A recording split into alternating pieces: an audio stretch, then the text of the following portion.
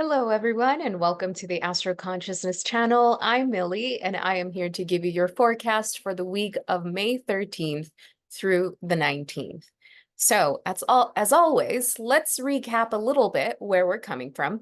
And where we're coming from is from a significant new moon in Taurus. And if you go back to last week's episode, you'll see how I broke that down and the enormous soul lesson that we are meant to implement in our intentions with that new moon in Taurus. So, as a rule of thumb, I have found, because of lunar cycles, the best time to take action on the intentions that you've set for a new moon are a week after the new moon. And what a lovely week ahead it is to take action on some of those new moon intentions. It's important to understand that this last weekend, the weekend of May 11th and 12th, is leading us into the week of the 13th through the 19th. And why? Because on Saturday, May 11th, we had the sun in Taurus come to a conjunction to Uranus and Taurus at 21 degrees Taurus, which is very close to the degree of the Jupiter-Uranus conjunction. So I have noticed that Jupiter-Uranus conjunction energy, the manifestations for people have really come within the last 2 weeks, right? We had that conjunction of Jupiter and Uranus on April 20th, and I started seeing a lot of things come for people really up until this last week, including for myself. I found myself in a little bit of shock with personal things, having to have certain conversations that weren't necessarily the easiest to have. But what they did was that they liberated everyone who was involved in that conversation, at least in my personal experience. And so one of the things that I've also noticed with clients over the last 2 weeks is that some of the things that they have experienced have come out of nowhere. Some have felt like they pulled the rug from underneath their feet. And all I can say is that whenever Uranus is involved, the reroute is a blessing, especially because Jupiter is involved. And what we're talking about here is, again, the interruption of a pattern. We're talking about something not going our way, the way that we would like, because there's something else that's looking out for us. When we look at Jupiter in the zodiac, Jupiter is like that lantern that we carry when we are on a really dark path, like we're walking the cave of a dark path, and Jupiter represents the lantern. Not everyone is walking a dark path right now. Not everyone is experiencing hardship right now, but in general, that's what Jupiter represents. So even for those whose manifestations have been a little bit more positive, I have a few friends who, I mean, this Jupiter-Uranus conjunction has just been a windfall of blessings. Jupiter right there represents the faith, the unshakable faith that we have whenever we experience anything in life. I was having a conversation with a friend, and one of the things that came up was that every single time we come out of eclipse season, I think one of the things that I notice amongst people is that eclipse seasons make things so clear, and we truly see how our connection to the universe and spirit has been all along because of the way that we navigate that energy. Now, why am I talking about this? Because it has so much to do with where we are taking action from this upcoming week, right? And because we're taking action towards the intentions of the new moon in Taurus that occurred last week. And for those, again, I'll take you back to last week's video, to last week's forecast of the new moon in Taurus. So much of that energy is about self-possession and understanding who you are right now, and how who you are right now is who's meant to lead you forward on this path that is opening up for all of us. So let's get started with the week ahead. Monday, May 13th, we start the week off with a bang. So much beautiful energy to help us set the intention for how we want to start off our week. The first thing I want to mention is that today is the official post-retrograde shadow end phase of Mercury. Mercury has reached the 27th degree of Aries of where it was when it started its pre-retrograde shadow phase back in March. This is important because any clarity that we have needed, even after the retrograde phase ended, which was on April 25th, we have no doubt now. We have no doubt of not necessarily of how we're meant to move forward. I think we know how, but it might feel difficult. It might feel like a brand new beginning.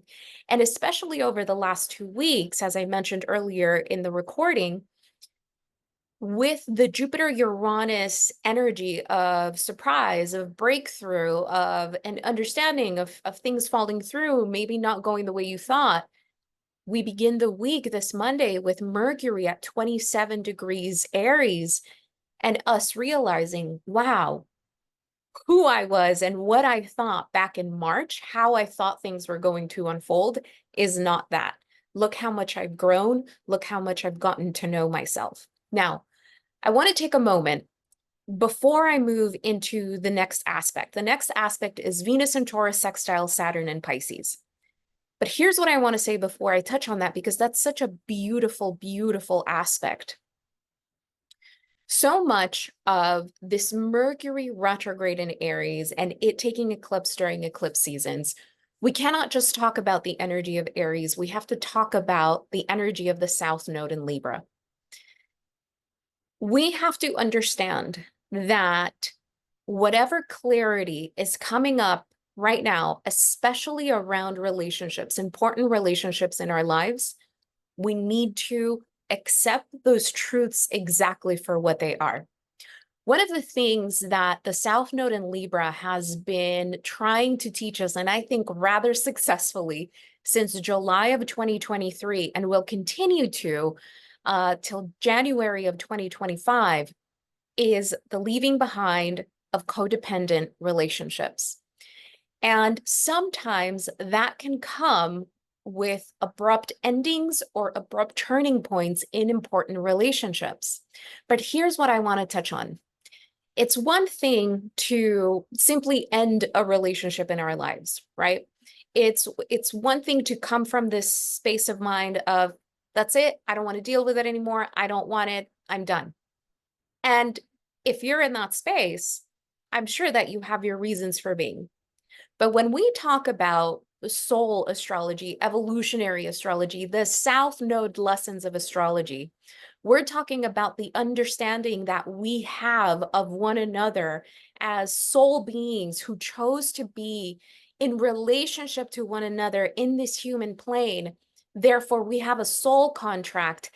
And when we think of each other as souls who have a contract to teach each other lessons in this plane, it's very difficult to simply label people good and bad, okay?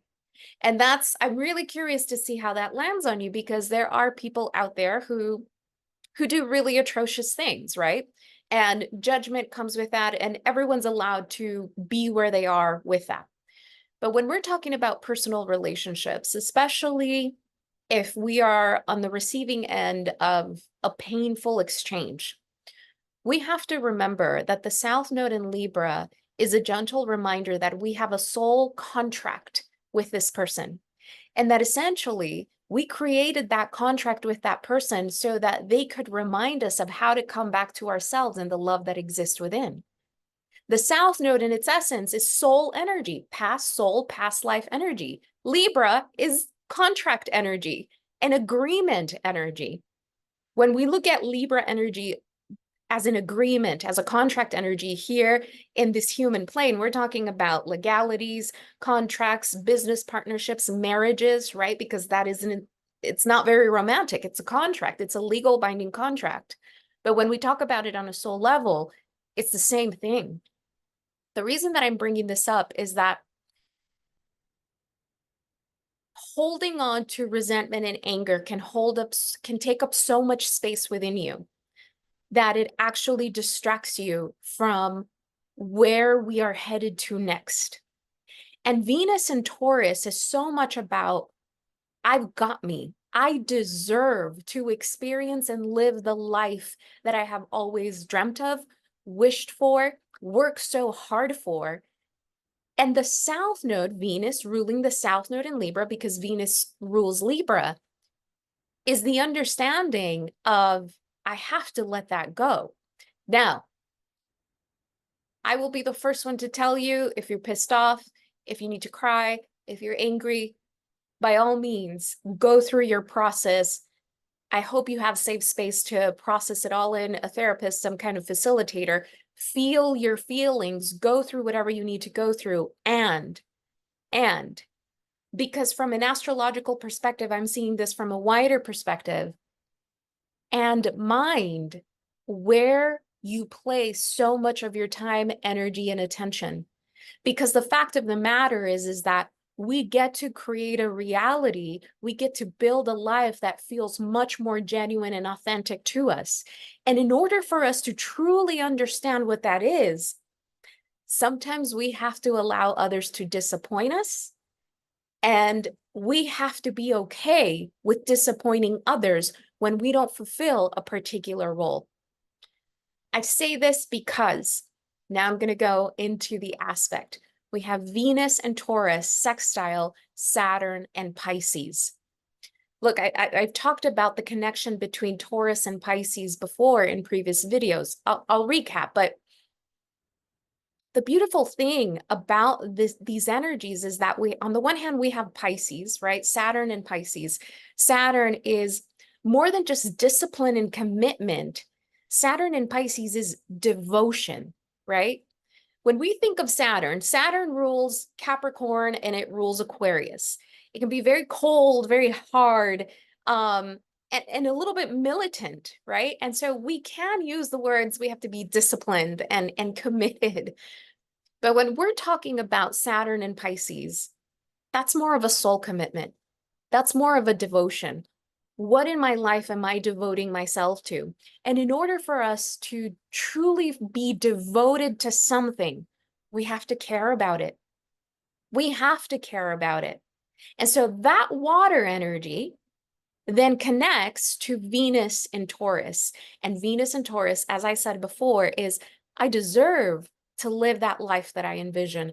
I deserve to have the happiness that I desire in my life. So how do I create that? How do I cultivate that? So here we have water and earth energy that when they come together, they create fertile ground for something really, really beautiful to grow over time. And this is something that you really want to keep in mind, because the energy of Taurus, the energy of Venus in Taurus, if we're strictly talking about relationships, it's I have to be grounded in the truth of what others are showing me. I have to believe people when they show me who they are. And instead of mulling over in resentment and anger, again, if you need to, then you need to. There's nothing wrong with that. But what we're doing is that we're becoming much more mindful of where our energy is going. And I think that, again, a perspective that can give more context to a situation like that is, oh, you and I had a soul contract. Otherwise, we wouldn't be in each other's lives. And before we incarnated in this lifetime, we promised each other that we were going to teach each other some lessons. I don't know if you are, if any of you are familiar with the book Conversations with God. And there is a passage that a good friend of mine reminded me of not too long ago, in which two souls were talking before they incarnated, creating a soul contract and saying, when we go down there, essentially, I'm paraphrasing, essentially, when we go down there, when we become these human beings who are going to teach each other really difficult lessons, Please don't forget my light. Please don't forget that I am loved too. That's big. That's big. Again, I'm not a bypassy person. Not at all. I'm too much of a Capricorn for that. But I can understand how difficult the process in relationships can be, and how sometimes a different perspective can help us feel more at peace with a particular situation, or at the very least help it make more sense, right? So also on Monday, May 13th, we have a Sun-Uranus conjunction, okay? Now, the Sun-Uranus conjunction is at 23 degrees Taurus, and the Sun and Uranus come together over the weekend and continue into Monday and really through the rest of the week. The Sun represents our identity, our ego, our vitality. This is the ego, this ego of Mildred, right? The astrologer, this is the ego. And I'm showing up. I'm showing up here. This is very solar energy. The conjunction to Uranus can mean a few things. One, how has your identity, the way you're showing up to life, the way you're showing up for your work in the world, the way you're showing up for yourself and in your relationships, how has that drastically changed? Or how have you realized that that has to drastically change in order for you to honor the Venus-Saturn sextile? Because the Venus-Saturn sextile says, I commit to whatever brings me a sense of groundedness, a sense of wholeness, a sense of self-possession, a sense of peace where there is no chaos, there is no drama, right? And so that's the Venus in Taurus, and saying, I am worthy of that. And Saturn in Pisces, how do I devote my life to that? The Sun-Uranus conjunction is, what do I need to drastically change in my life or in my relationships in order to allow myself to have that? And another thing that we want to take into account here is that, especially if we're talking about the South Node in Libra, a lot of times when we find ourselves in codependent relationships, we think that in some way, shape, or form, we are responsible or can be responsible for making everything better and making everyone see something that we see that maybe they just don't. One of the greatest gifts of the higher expression of Libra is that we get to remember that we get to give others the responsibility of finding their own truth back to them. A lot of times the people in our lives don't ask us to fix their lives for them. And somehow, for whatever reason, trauma, family dynamics, all of the things, we think that we have to do that. But a lot of times the best way to show people that we love them is to let them have their lessons and let them traverse their journey on their own. This is so important and such a crucial point to Venus and Taurus, self-possession. I've got me. I'm grounded in me. There is no way that we can be fully grounded within ourselves if we're too busy trying to manage someone else's life experience when that wasn't any of our responsibility to begin with. I say this because the more we move forward through Taurus season, which is almost over, and move into the rest of the year, the more this is going to become clear. How much we are not responsible for others' experiences, and how does that make us feel, and how does that impact the role that we think we have in others' lives? So this is, in order for us to truly take advantage of the beautiful Venus and Taurus energy, we need to recognize the relationship that we have with ourselves, and that is perfectly mirrored most of the time in the relationship that we have with others. On Tuesday, May 14th, we don't have much going on, but on Wednesday, May 15th, we do have Mercury finally leaving the sign of Aries, in which it's been for about 2 months, and moving into the sign of Taurus till June 3rd. This is such welcomed energy because Mercury and Taurus is going to help us think much more deliberately, intentionally, patiently, and it can really be that factor that gets us moving and committed, especially if we're setting in motion certain things for those intentions of that new moon in Taurus. Another thing that I think can happen with this Mercury in Taurus is that if the last couple of weeks with Mercury, especially Mercury retrograde in Aries, you had some heated conversations or difficult conversations with people in your life, this Mercury in Taurus can help ground a lot of that information, a lot of those conversations, and perhaps help you see them in a different way. I think that the opportunity to have, much more adult relationships, the opportunity to see things from a simpler perspective can definitely be brought with this Mercury in Taurus. It's such lovely energy for us to think of it this way. In its lowest expression, Mercury in Aries is a hothead. I'm not listening to you. I'm losing it. Nope, I'm right. That's it.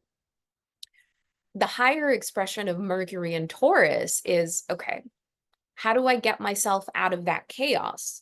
How do I calm down from being that hothead and think about things in a much slower pace?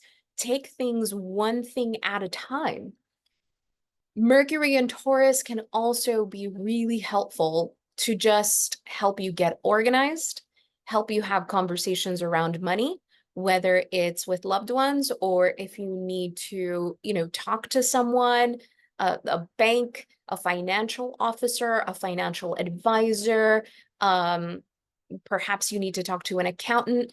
Mercury in Taurus is great for anything with any responsibilities having to do with money. Mercury in Taurus is going to have different connections to different planets, but at the end of the day, there is something about that grounding energy that is going to help us come back to self, especially if you're someone who has some kind of spiritual practice, especially meditation. Great energy for grounding, right? Barefoot on grass, that kind of thing. But I welcome this Mercury in Taurus energy. I think that it's going to be so helpful in a lot of ways, assuming that people are willing to move forward with the changes that they've seen they needed to make over the last couple of weeks. Otherwise, this can be someone sinking in their heels further, even more into their truth, and perhaps not being willing to see the perspective of another. Thursday, May 16th is an interesting day that you want to keep a lookout for because Mars in Aries gets to the 19th degree of Aries. And if you recall, that was the degree of the solar eclipse in Aries that took place on April 8th. One of the things, especially for those of you who study astrology, anytime we have a major event in a particular degree, and there are other planets that are following that event in the same sign, you want to pay attention when those planets get to that degree, because what it's doing is, what the universe is doing in that instance is reiterating a lesson, or at the very least making it clear as to what that initial event was about for us. So considering that this is Mars is in its home sign of Aries, this is about taking action, this is about courage, this is about movement, getting unstuck. This week, because Mars is getting to the 19th degree of Aries, is a great week for taking action, moving forward with, like I said, those new moon in Taurus intentions. This entire week is really great for, let's take it out of personal relationships. It's a great week for interviews, for research, for conversations around money, especially if you're someone who's, for instance, looking for work. Negotiate your salary, ask for a little bit more. Don't be shy, don't be afraid. The worst someone can say is no, and then you have room to negotiate. There is an invitation to have the courage to step out of the comfort zone of a particular way of life that you have been living all along. And for some people, that can look like Well, I'm actually going to go for that job that pays a little bit more, or I'm actually going to ask for a little bit more. When if you're dating, I'm actually going to ask the questions I've been afraid to ask. I'm going to date someone outside of the type. Remember, we are stepping out of the comfort zone. Okay. So just a fun tidbit for that Thursday, May 16th. Now, on Friday, May 17th, Mercury in Taurus creates a square, a 90-degree angle to Pluto, now retrograde in Aquarius. So whenever we have a meeting of Pluto and Mercury in its highest expression, this can be determination, focus, eye on the prize, especially if we're talking about fixed signs like Taurus and Aquarius, right? So back to the example of if someone is going on job interviews, Mercury and Taurus, I have a certain number in mind. I have a salary in mind. The square to Pluto in Aquarius is saying a few things. One, it kind of scares me. It's kind of intimidating to ask for that, but I'm going to give it a shot. This feels a little bit uncomfortable, but I'm thinking about the betterment in my future, Aquarius, and kind of having an internal conflict with yourself of whether or not you can even ask for that, right? The way it can look like in a conversation is that you might have to negotiate, or that you might have to trust that there is a job out there is an employer out there that will pay you what you're worth. And mind you, that's just one example. It's a silly example, but the point here is that the square between Mercury and Pluto can feel very overwhelming. It can feel like I have no choice. This matter overpowers me. This is so much bigger than me. And it can feel like you're kind of boxing in a little bit. Be mindful of that, because whenever we feel like our external circumstances are way too overwhelming, all that is calling us is to come back within. And Mercury in Taurus is perfect for that, because Mercury in Taurus is about getting in touch with the grounded place within us, asking ourselves, what am I really afraid of? Or what is the resistance there? What is really holding me back? And instead of just trying to avoid that part of yourself, transformation can come, Pluto, by you actually inviting the part of you that is resisting doing something uncomfortable, like asking for more in some way, and getting curious about that part of you. Getting curious about the part of you that wants to continue playing smaller because it's too afraid to ask for more. So it's an interesting dynamic right there, because Mercury in Taurus is working with Venus in Taurus. This is what I deserve, right? And with that Saturn in Pisces, this is what I want to devote myself to. But there can be a little bit of an internal conflict of, can I really do this? Do I really deserve this? This feels too big. This feels too scary. And bringing yourself back to the grounded place of self-possession and understanding that with patience, right? Taurus energy, with enough patience, you can align with what's actually meant for you. Now, because we're talking about Mercury, we have to talk about the communication with others. This one's a tough one. Mercury square Pluto. Both people, in its highest expression, both people have to be willing to be open-minded enough to listen to what the other has to say. And more importantly, they have to be willing to make the changes that this conversation is asking for. And so then that square becomes a catalyst for change, right?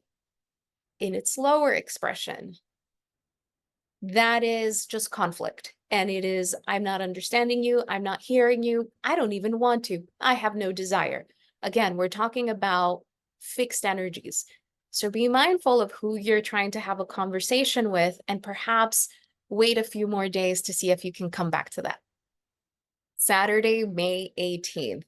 What an eventful day. Now, before I begin talking about Saturday, I think when I look at the week, I feel like the entire week is leading up to the energy of Saturday, May 18th. And what we have is a Sun-Jupiter conjunction in Taurus and a Venus-Uranus conjunction also in Taurus. Okay.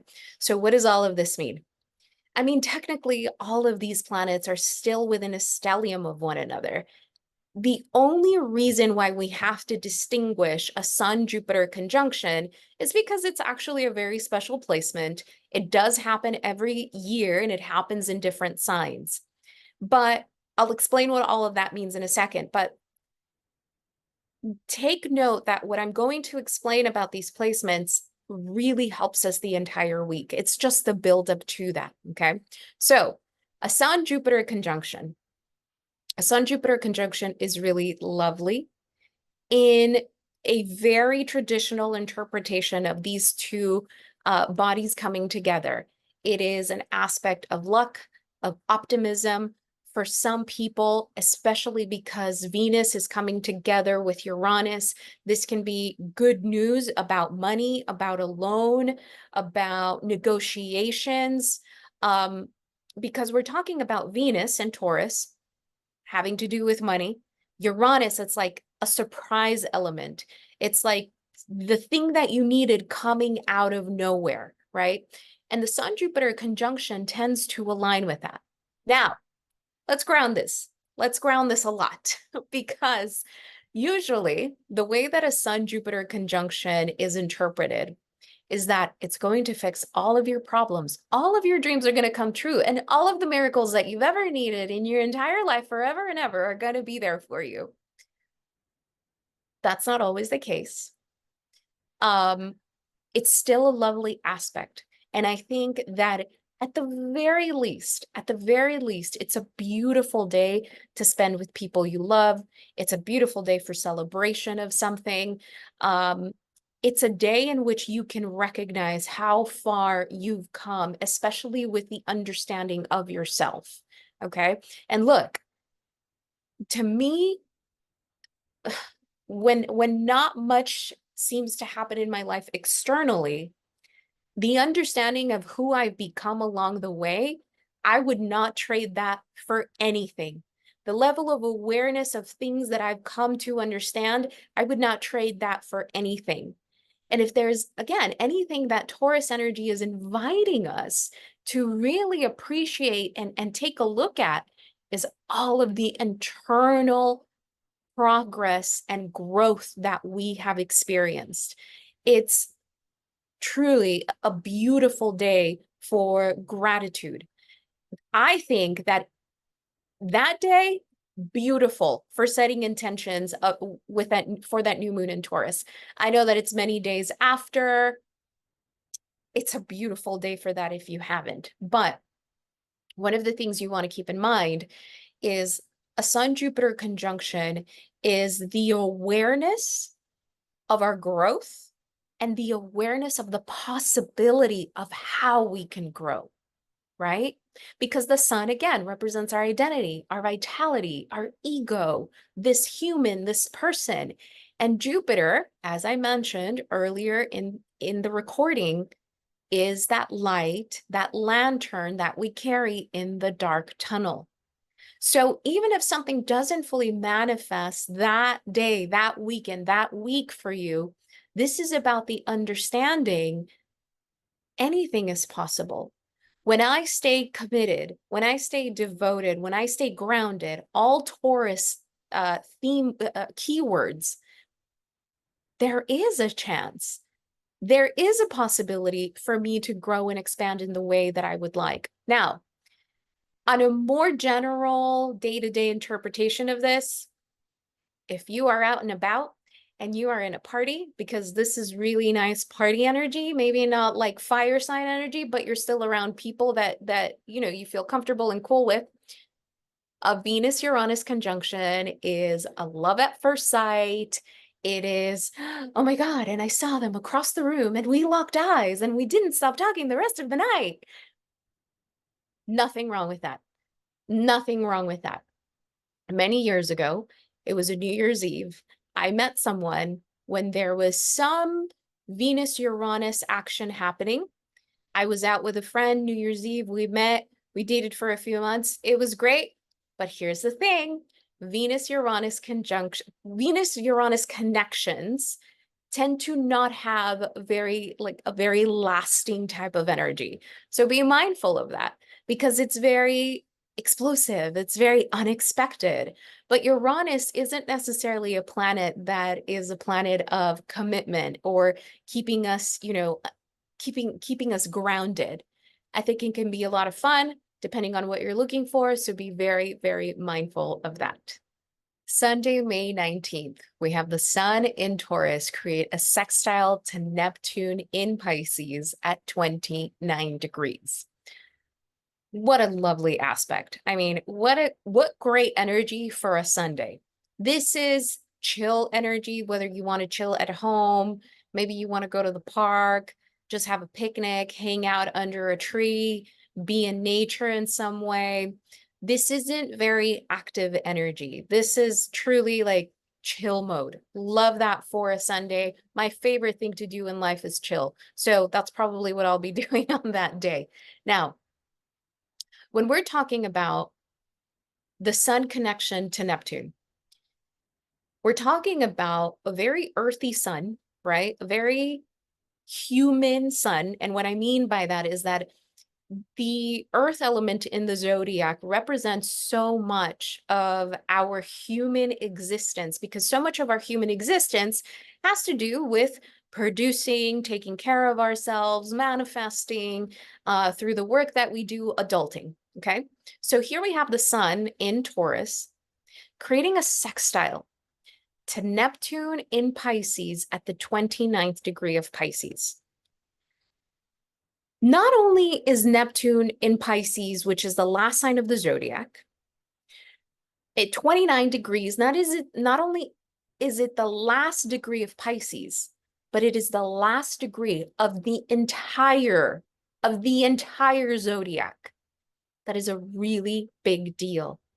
And I'm going to create a separate video on that because I think it'll explain a lot as to why we have been experiencing the things we are experiencing, because Neptune being at 29 degrees Pisces and eventually moving into Aries is significant. It's a new era. And Neptune will remain in Aries for a long time. So it leaving Pisces is a really big deal. So what does this mean for us on this very chill Sunday? I think that this is the understanding of who we are in the world right now. And Neptune in Pisces is a few things. I think one is the understanding of what we're releasing, letting go, and saying goodbye to. That can be situations, places, people, perhaps. Neptune in Pisces, to me, feels like the recognition of the love and light that exists within us and how that is the energy of spirit, God, source, universe, whatever you want to call it. And the beautiful connection of mind and soul, human and soul. And so thank goodness the Sun is in Taurus and we are experiencing life perhaps in a slower way. There's a lot of things that may be happening, but there is still an understanding or a mindfulness of being more present and grounded. And the connection to Neptune in Pisces is really the connection to spirit. What I invite you to do on this day is really get into meditation. If you want to hang out in nature in some way, pay attention to the messages your heart is sending you right now. Really pay attention to the experiences that you've had over the last couple of weeks and ask yourself, what have those experiences taught me? What are the decisions that I know I have to make over the next couple of weeks? What are they trying to teach me? How are they helping me grow? And more than anything, Neptune in Pisces, because it represents the connection to spirit, it is the understanding that we are never, ever, ever, ever alone in the process. Whether you have a connection to source, to your ancestors, to Mother Nature, to anything that you know is accompanying you along the way, that is the connection of the Sun in Taurus and Neptune in Pisces.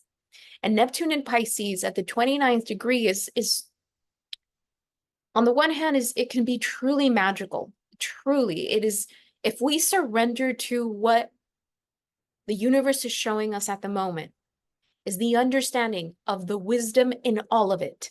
The wisdom in always, in all the ways. But with the understanding that Neptune in Pisces at 29 degrees Pisces, the last sign of the zodiac, is that a lot of things have to come to an end, that a lot of things have to dissolve, especially the idea of what we thought things were going to be, and they are not. Neptune in Pisces has so much to do with us not seeing clearly.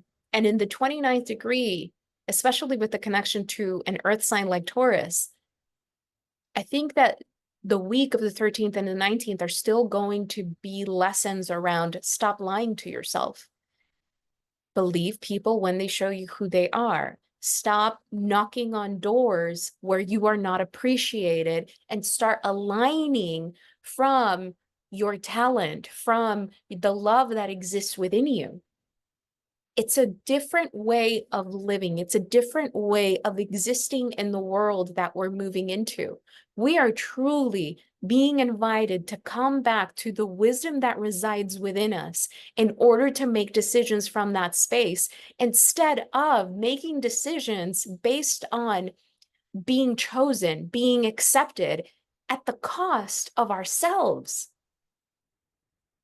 Remember, Uranus and in Taurus and everything that's been happening in Taurus is about how do you step into the authentic expression of who you truly are.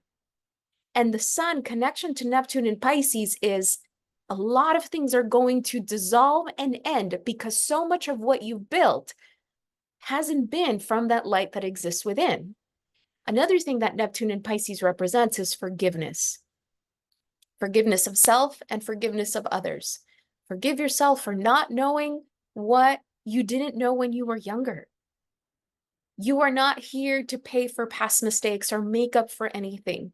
You are here to learn and to choose differently, to choose better, to choose from the love and light that exists within you. But the only way that as human beings we can do that sometimes is when something else in life falls away and gives room and space for us to actually fulfill our true purpose in the world. So it's a beautiful week ahead that I think that in terms of our human adulting in this world, great for action, conversations, phone calls, appointments, emails, brainstorming, setting up conversations, interviews, collaborating in any way. At a soul level, this is us taking those actions from our soul's wisdom. This is us taking those actions with the understanding that once we move in that direction, once we move forward, other things will fall behind. And how can we surrender to the wisdom of letting go?